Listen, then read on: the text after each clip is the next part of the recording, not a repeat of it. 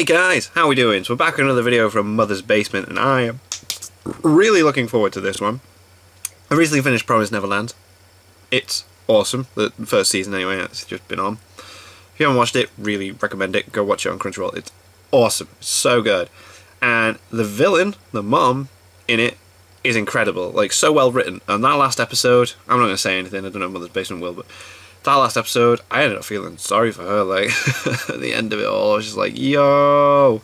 Brilliant way to end, and I can't wait for season 2 next year. Like, but anyway, let's see what Mother's Basement has to say. How to write a great anime villain. The Promised Neverland.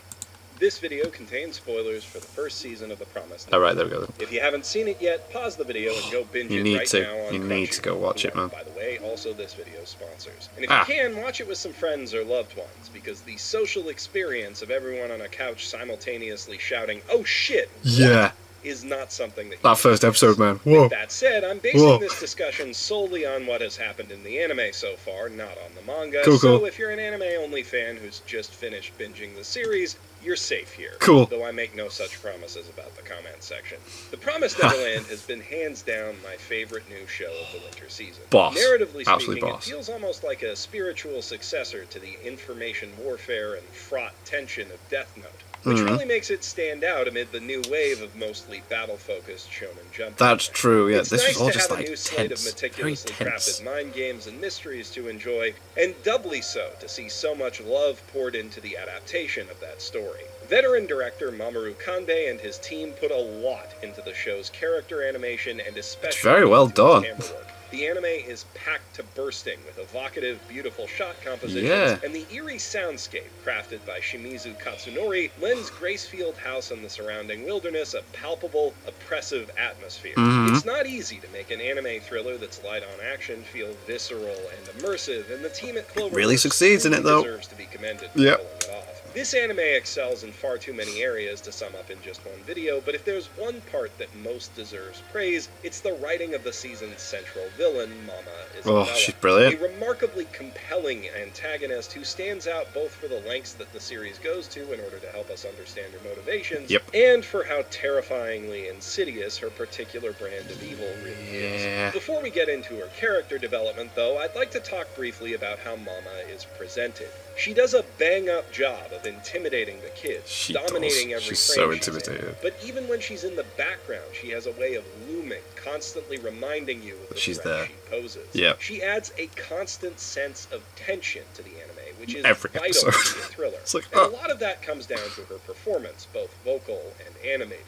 When she's meant to be scary, she is scary. Yeah, man. The mixture of Her cold face. rage and subdued panic on her face as she stares down at Connie's bunny at the end of episode 1 is absolutely chilling and sticks with you long after the credits roll. So is the way that she looks at Emma when she's sizing her up in episode 2, like a piece of meat or a disobedient animal. But she's almost creepier when she's pretending to be nice. Around the other kids, that smile, man. The warmest-looking fake smiles have an air of smug condescension to them. Only the self-satisfied smirk that she wears when things are going to plan looks authentic on her. That was true of her appearance in the manga as well, and I'm glad that the character animators took pains to carry over that subtle detail to her performance in the show.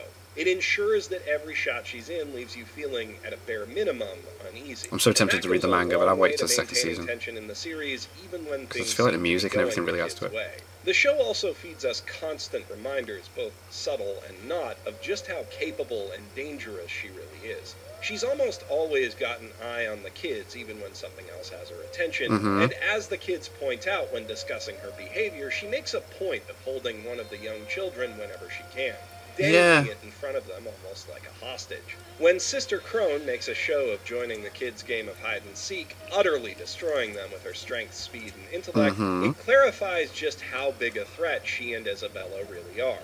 Norman, Ray, and Emma are the smartest, most athletic, all-around second best after Phil kids in their house, but so were their wardens back in the day, and they've only gotten fitter and smarter as they've aged.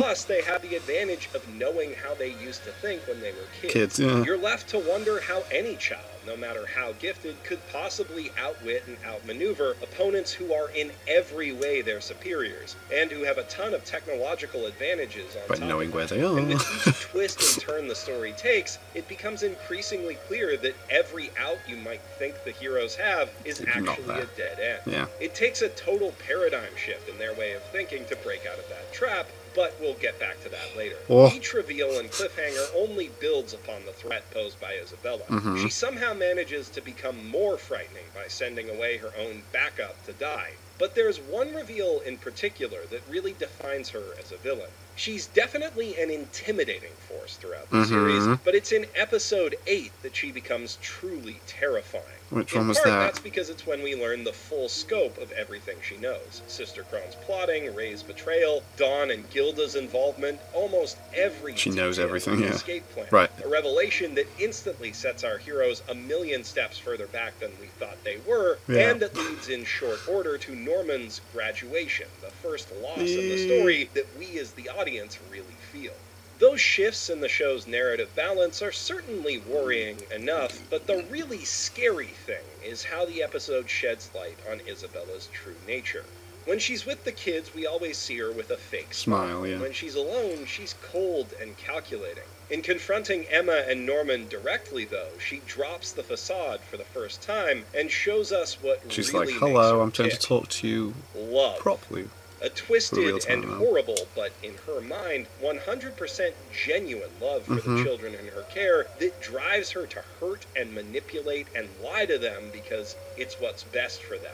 The kind of love that leads her to cradle Oh, is that when Emma she with a broken breaks a leg, leg? Yeah. tenderly in Wah. her arms, Ah. showering her with affection as though she didn't just shatter her shin with her own It's hands. horrible. Ah. Like it was just an accident, an unfortunate, I'm so sorry. unavoidable fate in this world.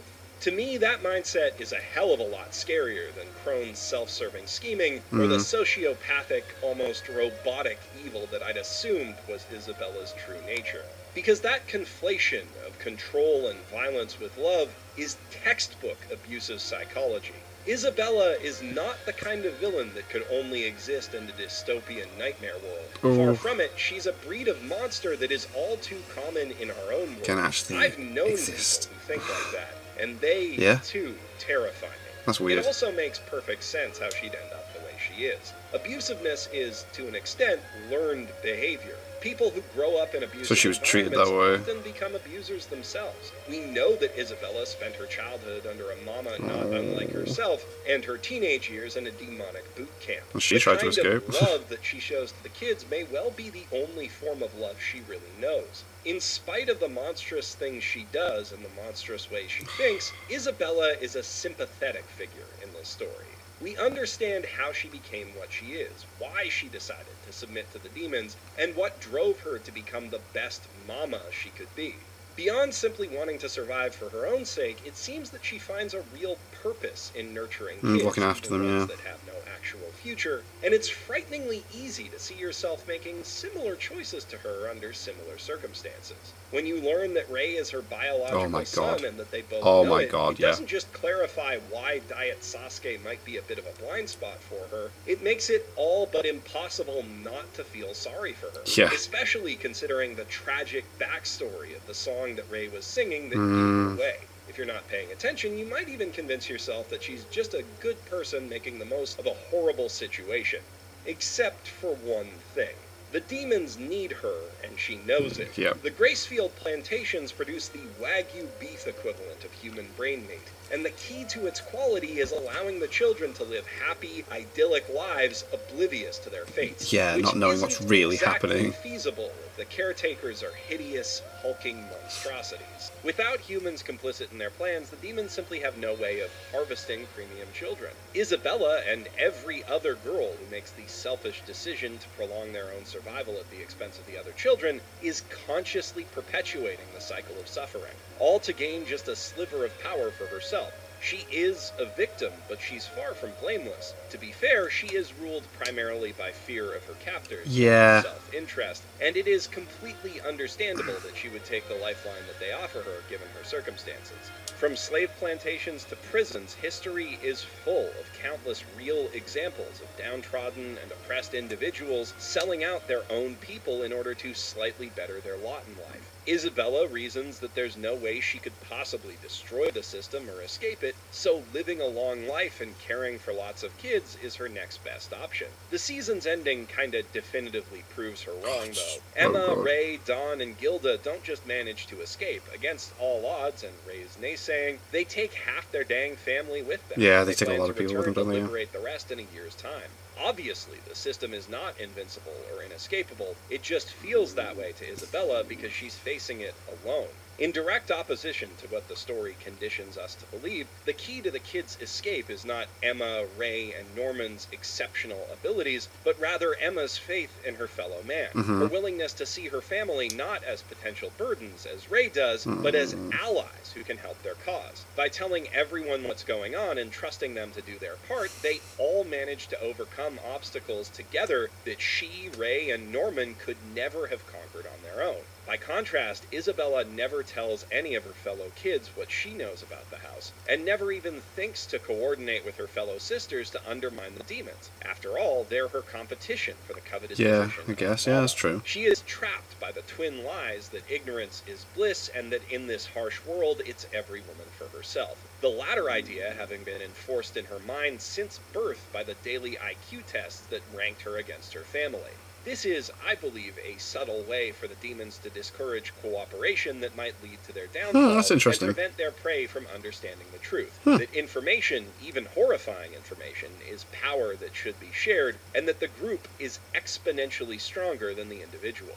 That collectivist ideal seems to be the underlying ethos of the Promised Neverland, and I think Isabella makes for such a compelling first villain because her villainous motivations spring from a fundamental failure to grasp it. Yes, she does have incredible screen presence that, coupled with her uncanny ability to gather information and manipulate others, heightens the tension of the series immensely. But those things just make her an effective antagonist. It's her status as a foil for Emma, a reflection of what she could have been, that makes her such an engaging character. And I really hope we'll get to see the series play on its established themes in order to create more memorable... I really can't wait for season 2. It was so good. I also hope to see Isabella return at some point, because it seems as though she might have learned something from the kids' escape. I mean, besides how to prevent it from happening again. Yeah. She's smart enough to understand that her pessimistic view of the plantation system has been proven at least somewhat wrong, and, to her credit, she cares enough about the kids to be genuinely glad to see them escape in the final months. Yeah, that was nice. I'm interested to see how these events will change her, and I really hope that she's not written out of the story, because it would be to relegate such a great villain and such a great character. I want to know what's happened to her and them, the rest of the kids. Well, those are my thoughts, but I'll turn it over to you guys. Let me know in the comments below which anime villains you consider to be the all-time best, and how you think Isabella stacks up against them. And while you're down there, I highly recommend clicking the link in the doobly-doo to check out Crunchyroll's Fan Chronicles, a series of mini-documentaries about how anime can inspire people and change their lives for the better. The stories told in these little mini-docs are something really special. I found them to be moving and inspiring, and assuming that you're a big weeb like me, which I think is a pretty safe bet if you're watching this video, there's a good chance you'll find something in them that really resonates with you, too. If you'd prefer not to watch them on YouTube, they're also available on Crunchyroll itself, along with hundreds of anime series, new and old, with new episodes added as they air in Japan. If you're not on Crunchyroll yet, you can sign up for a 14-day free trial at crunchyroll.com/basement to see for yourself why they're the premier anime streaming service in the West. Now, if you'll excuse me, I've got to get back to working on, absolutely nothing for April 1st. I'm Jeff Stu, professional shitbag, signing out from my mother's basement.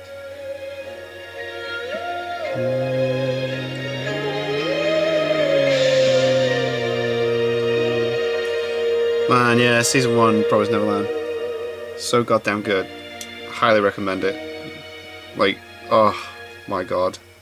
Just the opening episode, the way it ends, you just know the rest of it's going to be like tense. Like, lots of, oh my god, what the hell just happened moments. Did that really just happen moments? You know, things like that. It's just like, ah! It's exactly that. that descriptive way. So yeah, thank you guys very much for watching. What do you guys think of that? What do you guys think of this? Click like, subscribe if you haven't already. Leave comments down below. Let me know what you're watching, discuss in future videos, and I'll see you guys. It's all you guys next time.